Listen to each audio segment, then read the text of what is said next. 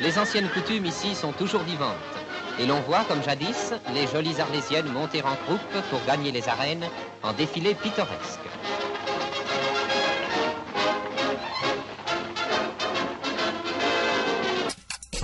À Louviers, dont les toiles et les draps étaient célèbres, l'industrie textile se mourait lentement. Alors, Louviers s'est reconverti. Une usine, techniquement la plus moderne d'Europe, vient de s'ouvrir pour y fabriquer des micro-sillons. 1 200 000 par mois. Georges Brassens pouvait bien s'en frotter les mains. Eh bien, nous allons maintenant donc assister à ce premier vol qui est attendu, je vous le rappelle, depuis 2282 jours.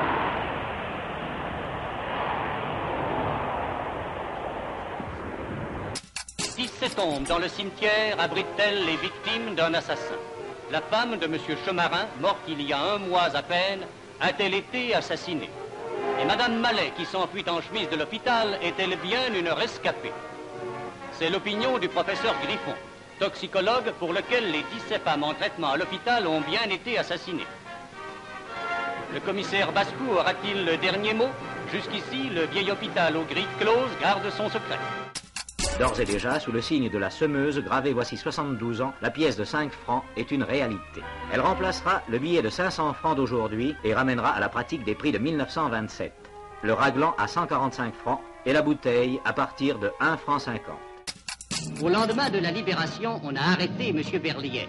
Mais on n'a pas pour cela arrêté les usines. Bien au contraire, en l'absence forcée de M. Berliet, la direction est assurée aujourd'hui par les techniciens et les ouvriers de l'entreprise.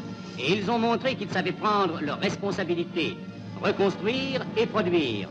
Sous cette nouvelle gestion où les ingénieurs, la maîtrise et les ouvriers travaillent côte à côte, une grande œuvre a été entreprise avec courage et avec joie. Un paysage de guerre, après le passage de l'ouragan, qui en 3 minutes a semé la ruine et la désolation. Autour de Cambrai, 300 maisons ont été rasées ou décapitées. À Pomereuil, où pas une maison n'a gardé son toit, l'église a été littéralement scalpée. 7 morts et une quarantaine de blessés, un terrible bilan. Et la doyenne du village, qui a connu 2 guerres, ne comprend pas pourquoi le destin s'acharne ici. Les travaux ont été activement menés et déjà Kemps renaît à la vie. C'est cette renaissance qu'est venu constater M. Marcel Paul, ministre de la Production industrielle et grand ordonnateur aujourd'hui des ressources électriques de la France. En septembre, si tous les travaux sont achevés, Kemps représentera près du 20e de la production électrique française. Hold-up d'une incroyable audace ce matin près de Marignane, une douzaine de bandits armés ont enlevé 45 millions d'anciens francs destinés à la paye des employés de Sud-Aviation et escortés par des CRS dont 2 ont été grièvement blessés. Sur les bords de la route, un homme a tout vu. Le camion s'est mis en travers de la route et les CRS ont envoyé 2 coups de sirène, 2-3 coups de sirène, à seule fin de faire dégager la route. Et c'est à ce moment que la rafale est partie.